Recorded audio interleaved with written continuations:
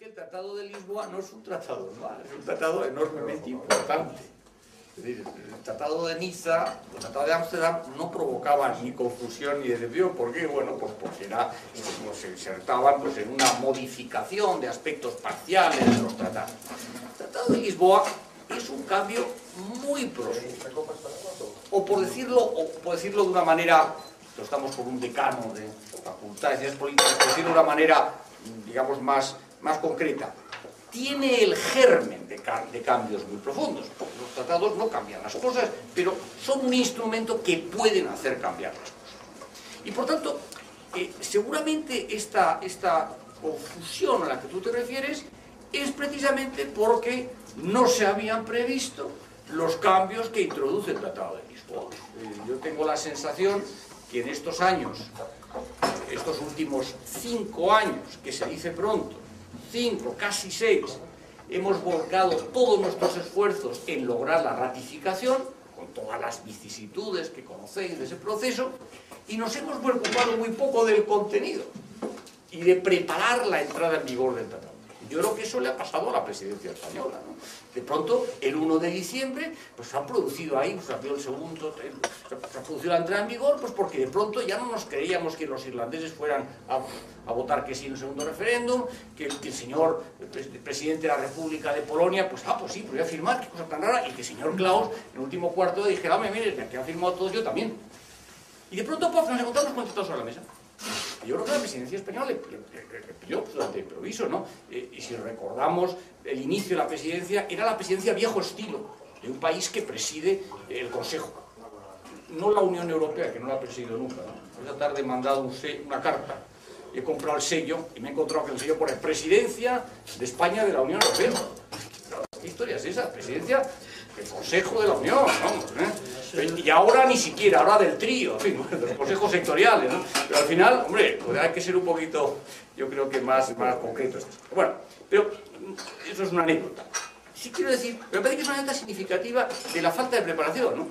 Pero, ¿y aquí qué ha pasado de pronto? Bueno, pues que de pronto la presidencia rotatoria ya no es una presidencia tradicional, sino que ahora es un trío presidencial, y me alegra ver a mi buen amigo el embajador de Bélgica, porque Bélgica y Hungría forman parte de ese trío en el que está España. ¿Pero qué presiden? Los consejos sectoriales. Y hay un presidente del Consejo Europeo que además ha empezado mandando. Bueno, empezó mandando, y yo creo que mandando bien. Yo por estar con vosotros me he perdido su intervención hoy en el Parlamento Europeo, pero quiero deciros que hoy ha venido a dar cuenta al Parlamento Europeo del Consejo que se celebró justo antes de Semana Santa. Bueno, eso está muy bien, y tiene ideas, y ha cambiado los estilos, pues ya en lugar de esas conclusiones de los consejos europeos de 120 páginas, que era imposible que lo hubieran debatido los jefes de Estado y Gobierno, puesto que se reunían día y medio, 120, eso estaba cocinado por otros, ¿no? No, ahora él hace... Yo voy a hablar de un momento, no voy a ver. Entonces, ahora lo que tienes es 2 páginas donde dice, bueno, yo creo que los acuerdos sobre estos temas que hemos tomado y tal. El orden del día ya no es una cosa... ¿Y qué se había convertido el Consejo Europeo? En la instancia en la que se resolvían los temas que los ministros no resolvían. Es un lío, es un follón, que lo resuelve el primer ministro. Eso no es el Consejo Europeo. El Consejo Europeo tiene una función de dirección, de sacar, digamos, de dirigir de proyectos, de impulsar. Pero no de tomar decisiones políticas concretas, los consejos sectoriales tienen que hacer eso, y el Consejo de Asuntos Generales. Por tanto, eso es una novedad que a mi juicio tiene un germen muy valioso. Le dimos muchas vueltas, si queréis luego hablamos de ese tema, en la convención, cuando sustituimos las rotatorias por la presidencia del Consejo Europeo, la permanente. Pero a mí me parece que los primeros pasos van en la buena dirección. ¿Y a dónde nos lleva eso? Nos lleva a un cambio germen, ¿no? Pero a un posible cambio enormemente importante. Porque si los consejos sectoriales ya no tienen esa función de impulsión que tiene el Consejo Europeo, ¿qué van a hacer? Pues van a legislar. ¿Qué es lo que tienen que hacer? Y al final, el esquema que añoraba Pepín Vidal, que era el esquema federal, pues es a lo que a lo mejor vamos. Es a lo que a lo mejor vamos. Donde habrá el Consejo Europeo, que dará los grandes impulsos, tomará las decisiones políticas importantes, verbigracia qué hacemos con Grecia en un momento determinado, Y a su lado la Comisión será la que, con el monopolio de la iniciativa legislativa, preservada con grandes esfuerzos en el Tratado de Lisboa, tomará las iniciativas legislativas. ¿Y legislarán quién? Pues el Parlamento, que tiene ya codecisión prácticamente en casi todas las materias, sobre todo las importantes, y un arma fundamental es el presupuesto. Hasta antes de ayer el Parlamento aprobó el presupuesto, pero en virtud de la distinción entre gastos obligatorios y no obligatorios, en realidad lo que podía cambiar era el 20% del presupuesto de gastos de la Unión. El 20%. Se ha acabado esa historia. Con el Tratado de Lisboa, el 100%. Bueno, ese es un cambio rotundo, un cambio en profundidad. Y el otro es el de los asuntos, digamos, exteriores, la política exterior de seguridad y defensa. Bueno, tú has hablado de decepción en este tema, ¿no? Bueno, ese es seguramente el campo más difícil. ¿Por qué? Bueno, porque la política exterior, la política de seguridad, siempre ha sido un atributo de las soberanías nacionales. Y porque además siempre ha sido un atributo de los gobiernos. La política exterior es cosa de príncipes y no de pueblos, decía un viejo adagio. Bueno, esa es la realidad. Entonces, ¿qué es lo que ha hecho el Tratado de Lisboa? El Tratado de Lisboa ha hecho nuevamente, un germen de una figura que llamamos el ministro doble sombrero. Eso es un buen ejemplo también de lo que supone el Tratado de Lisboa respecto al Tratado Constitucional. Le llamamos el ministro doble sombrero. Ahora le llamamos el alto representante. Pero tiene exactamente las mismas funciones que el ministro. Es una cuestión puramente semántica. Lo importante al final no son los nominalismos, son las competencias que tiene. Bueno, ¿por qué salió adelante esa figura? Bueno, porque había, yo diría, dos campos o dos corrientes de pensamiento, ambas legítimas. Una, la que decía, no, esto tiene que quedarse en lo intergubernamental.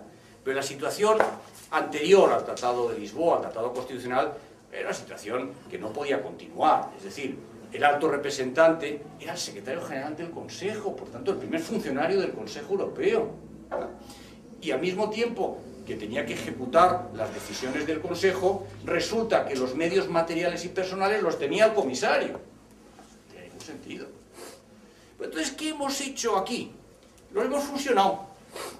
Pero no solamente hemos fusionado, por utilizar los nombres de los anteriores, a Solana y a Benita Ferrero, es que también hemos fusionado morativos. Claro, ese es el juego. Eso es difícil, es complicado y no se hace de la noche a la mañana. Y, hombre, requiere muchos encajes. Y esos encajes todavía están en sus primeros balbuceos, entre otras cosas porque todavía no hay ley del servicio exterior, que es la que debe ayudar a la alta representante vicepresidenta de la Comisión.